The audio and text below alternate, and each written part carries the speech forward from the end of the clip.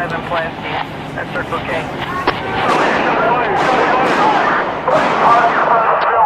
Shooting out the window. Yeah, there's gunshots going off back on the tracks. Cops just flew back there. Hey, I just went down Hurdle past the police department. Protesters are all around the police station protesting Black Lives Matter.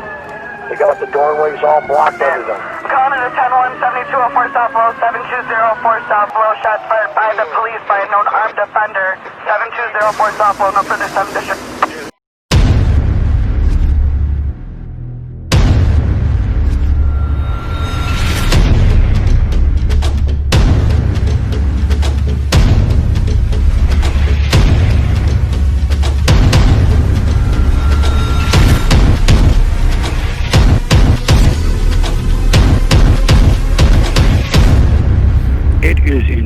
Out there, and I know you've been watching this stuff very closely too. You've seen the you've seen what's been happening in the cities. The fire bombings, the organization of it. This is not just organic, something that grew out of the protests. It has nothing to do with George Floyd anymore whatsoever. This is a revolution that is going operational. This has been put in place and it has been planned, and I'm going to try and put that in context today. Last time when we talked off the air, you mentioned that you wanted to get maybe a little bit of a background, how this, the history of this, but we're going to combine both what's going on now and get back into the background of it. And I don't even know if we'll be able to finish it in one podcast, but we're going to give it a go here. What this is? Yeah, we could do part one, and then we'll come back at a later date and do part two. Yeah, I mean, it's, just for length's sake, we'll see how this goes here. But what this whole thing is about, it's part of the ages-long struggle between good and evil, between the ultimate good and the ultimate evil. I mean, this goes all the way back to the ancient mystery religions. We're talking about the way they worshipped in Babel, the way they worshipped in Egypt, in Greece, the darkest, most pagan, the child sacrifice, everything that entails. And over the course of the centuries, these sacred occult truths didn't go away. I mean, we think, paganism was from a long time ago. It's been dispensed with. It's no longer true. But actually what happened is that those sacred, and with the question or quotation marks around them, sacred occult truths have been passed forward through the centuries, through the various secret societies. Well, I'll go into some detail because right now I'm just doing an intro. In fact, since the founding of the Bavarian Illuminati in 1776, so by the way, history buffs or history deniers, there was a historical Illuminati. They founded themselves in 1776 by a man by the name of Weishaupt, and that Masonic and Illuminati influence has been at the center of every revolutionary movement, and they've admitted this themselves in their own writing. So this is what's behind it, and they are always tied into the occult, which we'll go into a little bit more in detail a little bit later in the broadcast. Rob, it seems like a lot of these secret societies came out during the Revolutionary War or a little afterwards. Does this have anything to do with the American Revolution too, as well? It does, but on a different level, because we operated a revolution that was based on the Judeo-Christian principles. So even though there was and many of the founding fathers were Masons, it's hard to tell. It is hard to tell some of its influences. I mean, some of it is very much there in the design of Washington, D.C., but the founding fathers as a group adapted the Judeo-Christian, the biblical perspective when they put together that revolution, as opposed to, they were justifying it according to God's law, according to the Bible. They looked to the Bible to find ways to justify it. And they believed it was justified according to that. The French Revolution was something, which was relatively contemporary, and that was entirely different.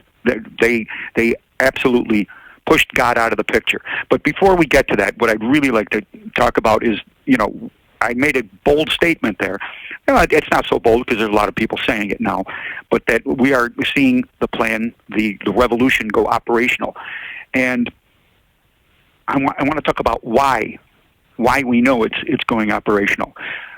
But as a little aside in that, because we see what's happening, I want to talk about a warning that came out. I actually saw it yesterday, and I put it out on a different radio program earlier today, as a matter of fact. And then right after I finished that, I had it confirmed listening to our local news station here. And it has to do with the 4th of July and what is being threatened by Antifa. So I'm more confident before you even go ahead and make a statement like that on the radio program that you do in Buffalo, New York, or this podcast, you always get your information checked out through and through, and this is a known fact. Right, and when I said it on there, I didn't know it as a known fact, but I put the disclaimer on. I said, I have this information. I think it's legitimate. I think it's true. It comes from a good source, but I said the but. And then I got out and was driving back from the studio, and I heard it talked about, as a matter of fact, by the guest host on the Rush Limbaugh show. He was talking about that same information and giving more information about it, so I can include both now. It is putting out there. There's a threat that on July 4th, Antifa was going to go to Gettysburg National Cemetery. That's where Lincoln did the Gettysburg Address, and there are thousands of graves there, thousands of our soldiers being honored. And I'm tearing up as I'm talking about this, and they were going to go there, deface the graves, and burn flags, cause general destruction. There's a second half to this, too. But what I heard on the radio was that now President Trump has called up the National Guard because he is addressing this situation. He took it seriously, too. So the National Guard will be in place there to protect that cemetery, the way I understand it from the reports that we have. The second half of that prediction or that threat that came out is possibly even more disturbing. And that is that around the country over the last couple of weeks, you have seen many neighborhoods have reported lots and lots of fireworks, many of them professional fireworks being fired off, much more than usual at this time of year. And the intelligence is that Antifa has purchased these professional-grade fireworks. They passed them out to groups, and they are firing them. They're firing them over homes. They're blowing them off in the middle of the night, and it's all part of a plan to get people used to lots of fireworks going off, and that they will use these fireworks. They will use these fireworks as a cover on July 4th when they plan on going into the suburbs.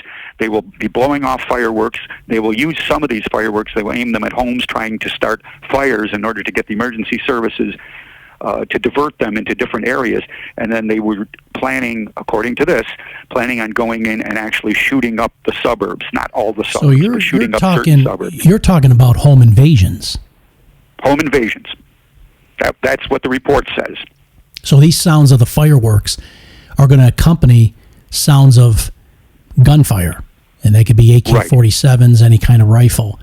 So meanwhile, there's going to be a lot of celebration going on at the same time, a lot of chaos, and by the time the police come out, because that's probably around that time of the year they get a lot of 911 calls. I mean, for fireworks accidents and stuff like that.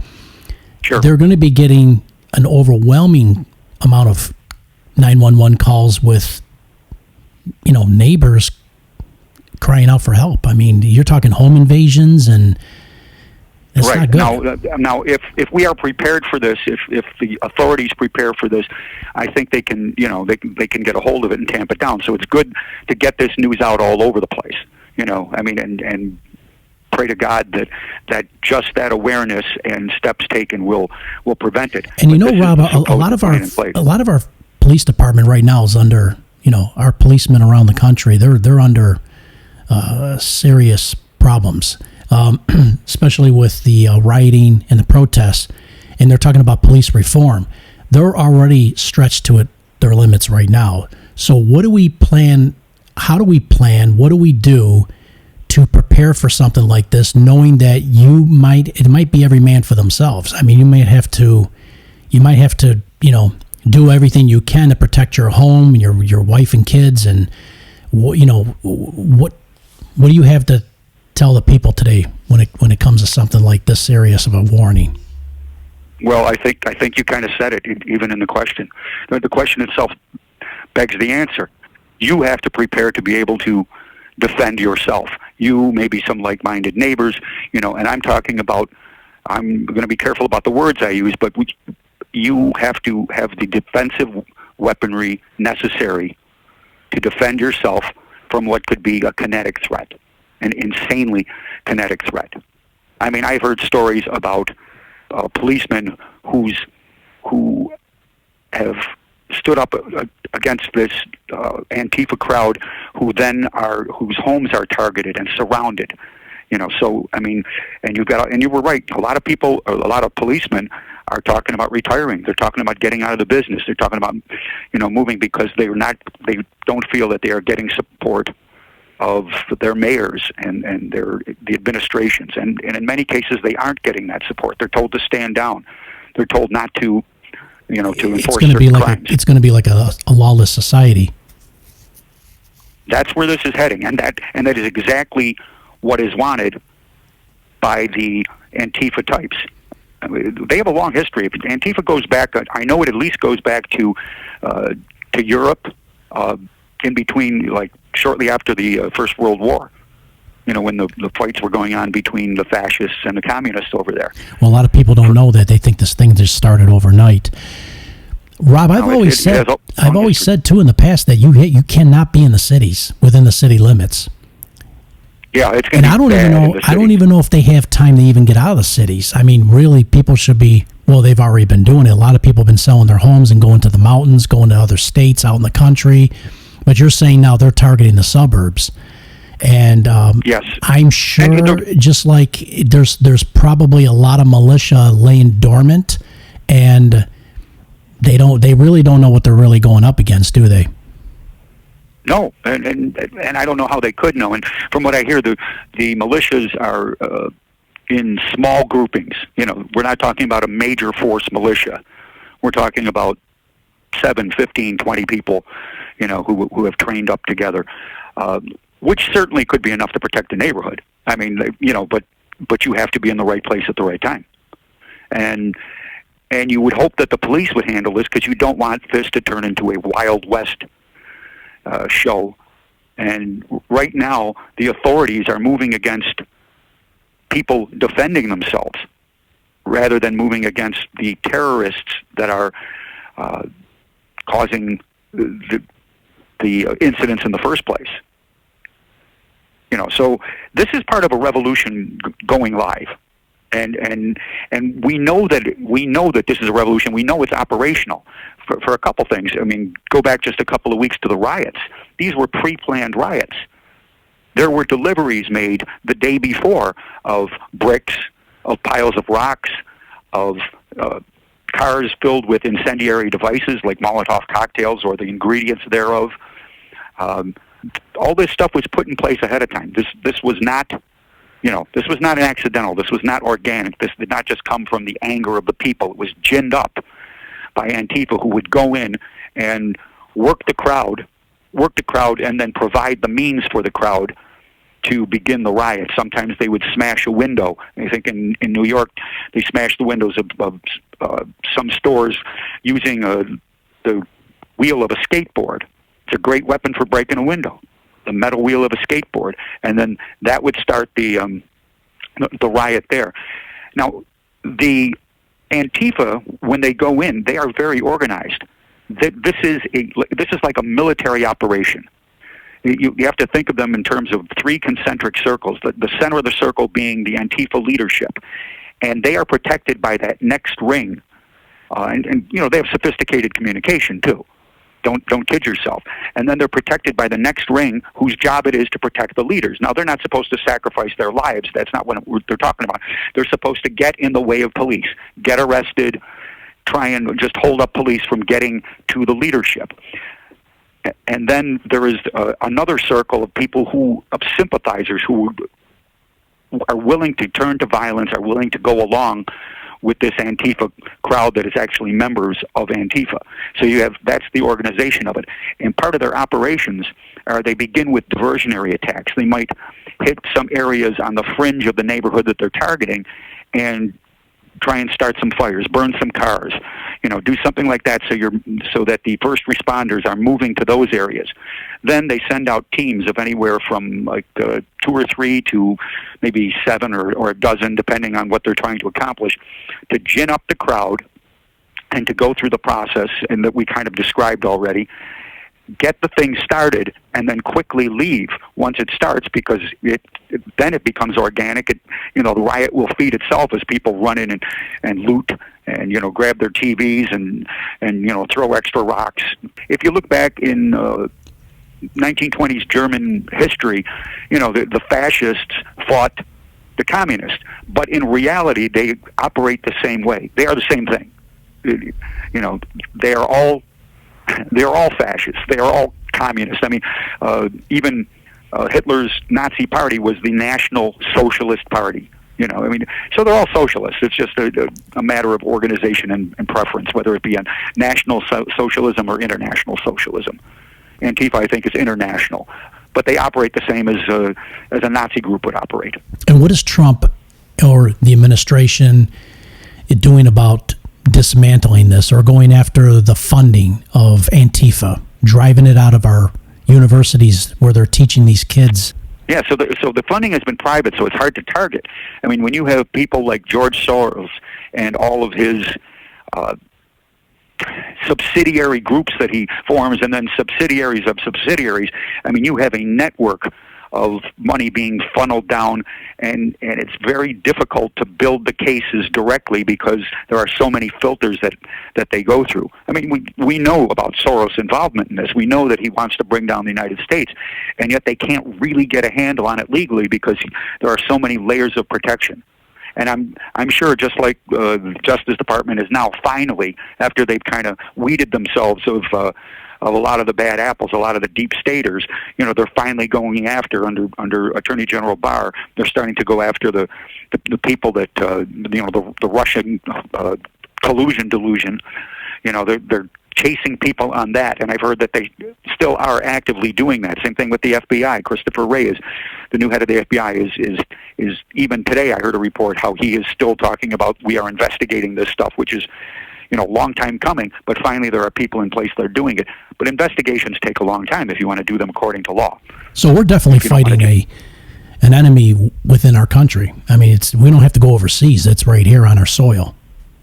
It's right here. It's right in. And this brings me to the next area that I want to talk about here.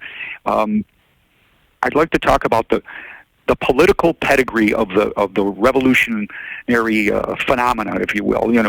Because there are many different groups fighting in this seemingly same cause, but they all have different levels of involvement, different ultimate goals, and they're all being used by each other, and it's an interesting and it leads all the way up. I mean, frankly, it leads all the way up to Satan, and the coming Antichrist. But I mean, take for instance what you have here on the lowest level, on the just political level. You've got the Democrat Party, which has drifted so far to the left in the last 12 years, and so even in the last couple of years. And you have those Democrats, and you have the Never Trumpers, which are Republicans who just are opposed to Trump. They just want him removed from office. And many of them are willing to do anything, including bend or break the law to do that. But, they're not necessarily in it for the revolution. So, though some of them are. And then you have the next level up, I would call like the Democrat socialists. And there I'm talking about your Bernie Sanders people. That level. The ones who are really socialist at heart, but they've joined the Democrat Party, and they're pushing that agenda. And you even had a couple of, and you probably remember this, when Bernie was still active and running, he had a couple of his operatives come on and talk about putting conservatives in re-education camps when they won. That's the kind of stuff that happened in communist China. So that's like the next level up. And the level following that, I would call, they use that term now, woke. Especially the woke white folk, the woke white folk. Yeah, and they're kind of surrendering the culture. They're surrendering completely. Yes, white privilege. We are, we have had white privilege. We have had white privilege is a myth for 95% of the people. I understand what they're saying, and I get what they're saying, and I'm not discounting it completely. But I certainly lived a different experience growing up in at first mixed neighborhood, and then a neighborhood that became mostly minority. So, if anything, I was underprivileged in that neighborhood with what I could do, what I was allowed to do, and everything. Then you have a group that I would say are the most sincere in this, and that would be the Black Lives Matter's true believers. And these are people who just want to stamp out racism. And these could be blacks, these could be whites, they can be any color. And they are actually marching for, and they want peaceful protests, and they are marching for an end to racism, an end to what they see as the cop killings, the targeted cop killings, even though statistically, while some will always be there, we get that. There is some racism. Statistically, the numbers are actually flipped over the other way. But they're the true believers, but they are taken advantage of by the Black Lives Matter's leadership, who is radical to the T. They have talked about on several occasions putting together armed patrols, especially in New York City, armed patrols with military training to confront the police who are policing in certain New York City neighborhoods. They have called a Black Lives Matter leader just this morning, or last night, I'm sorry, I didn't see it till this morning, went on Fox News, and he was talking about, basically his message was, we will burn everything down until you give in to our demands. That was his basic message. So, and as a matter of fact, they're so radical that they talk, in their manifestos, they talk about mostly 95% it has to do with race issues, okay, which I can understand by their name. And the one other issue that they talk about is the Palestinians. Palestinians good, Israel bad. Israel, terrible country suppressing the Palestinians. So they've taken that one thing out of context, and they identify with the Palestinians, and for some reason they lump that into their goal. So you have that. Then the next group up you have is ANTIFA, and we've talked about them. They're actually communist revolutionaries. They are here to start a revolution. They want to tear down the United States. So we mentioned them, that there's enough there. Then you get the deep state toadies in every federal agency. You have these deep state people who have been there for generations. It's not the same people, but they've been in, people who think this way have been there for generations. And, we saw it in the FBI and the leadership of the FBI. I know it exists in FEMA, and we're going to be talking about that later. And I'm kind of looking at this as a series. So later in this series, I'd like to talk about some of the things, some of the revelations about what FEMA has planned. And if you're not alarmed now, you will be when I talk about those things here. And they exist. Every agency is split.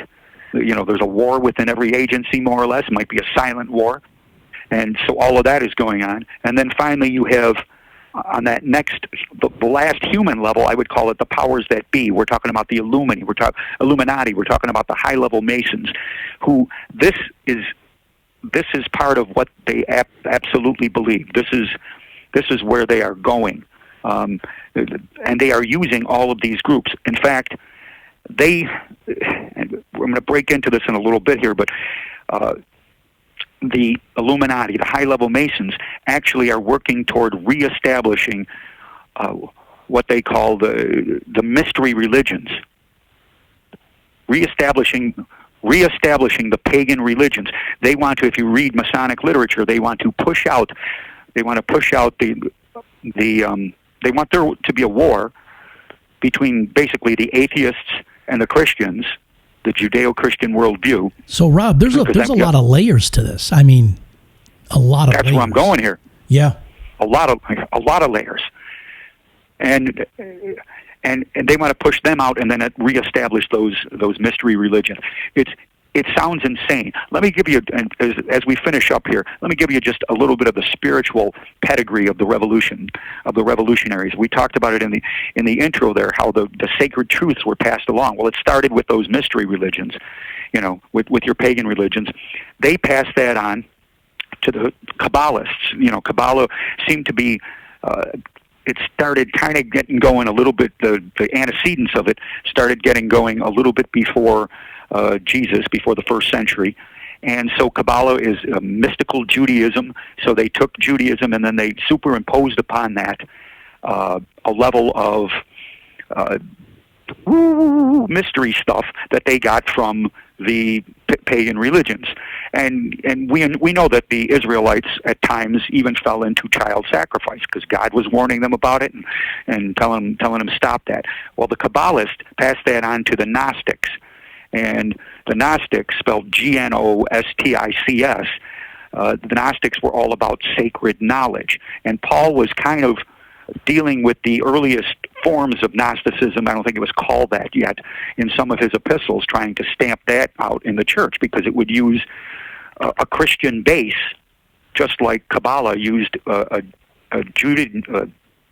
Judeo base in order to then layer on their mystical nonsense, which isn't directly nonsense. It's occult stuff, so it does have some power, not as much power as God.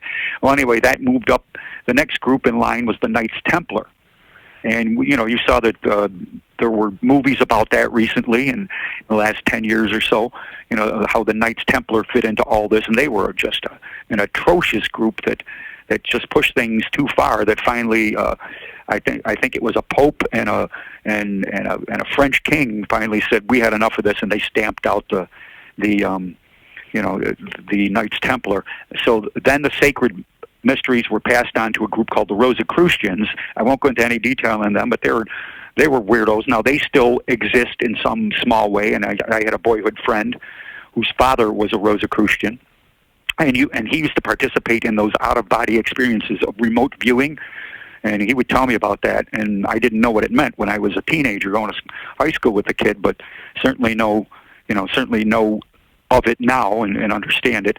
And then finally it got passed around in the 1700s to the Masons, and Freemasonry took up these sacred truths. Not all of Freemasonry, but it started to infiltrate there. Then out of that came the Illuminati. Not necessarily out of it, but they worked together. They end up feeding into each other.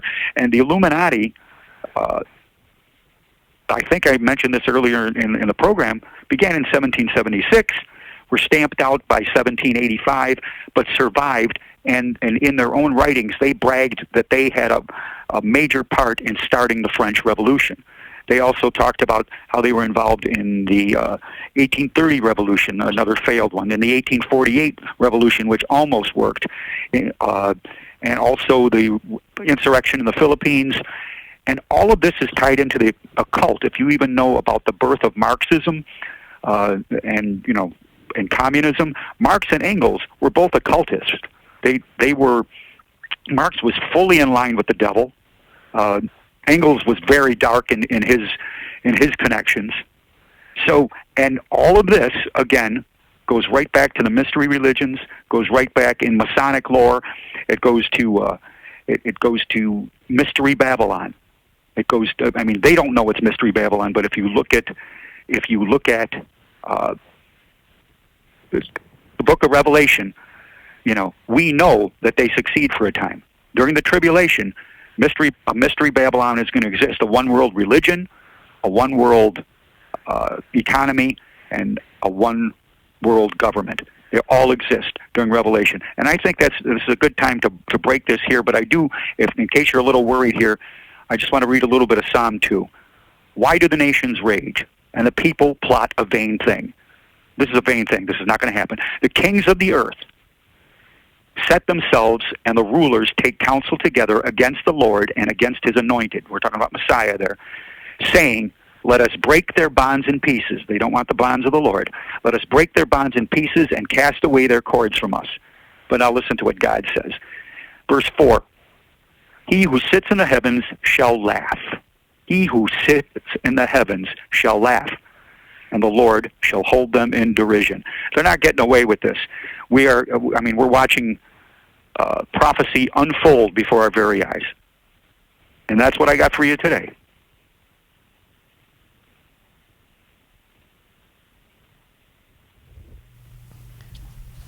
Well, thanks, Rob.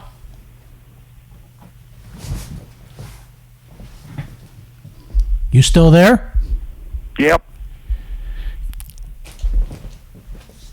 Hold on. My mic fell apart when you were talking. Oh, sorry. It's all right. I'm just screwing it on now.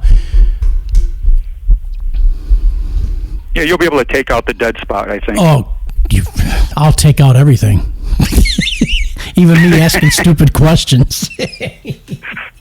All right. All right, let me just get this on. Okay. All right, so let me see. I'm going to wrap it up. Well, Rob, that was a lot of reporting there, a lot of research. That was a mouthful. Thank you for bringing that to our attention. What's coming, and what if you were? Listen, Rob. People don't know what to do. Okay, they don't know how to prepare. What would you tell the people how to prepare for something like this? What should they do? Well, the most important thing is, of course, spiritual preparedness. You better be on the right. That's first and foremost. Now, in the physical, you got to be in good standing with the Lord Jesus. Right. Now, in the physical, talking about the 4th of July, or maybe it won't even happen on the 4th of July. It might be another date down the road. But what should they do to prepare their home? We know that at some point, this thing goes completely live. And, people are not going to accept, people of a certain ilk are not going to accept another 4 years of Trump should he be reelected. And by that I mean things could go fierily violent. And we just got to start thinking in those terms, preparing for it. And when I'm talking food, I don't mean 2 weeks worth of food. I mean 6 months, You've got to be as independent as you can be, and then as cooperative among people of like mind that you can absolutely trust, and you better make sure you can absolutely trust them. If you're running around sticking your head in the sand, I pray for you, because you get your head out of the sand. This is real. This is real. I mean, we pray that this July 4th thing doesn't happen. We pray that these things get contained.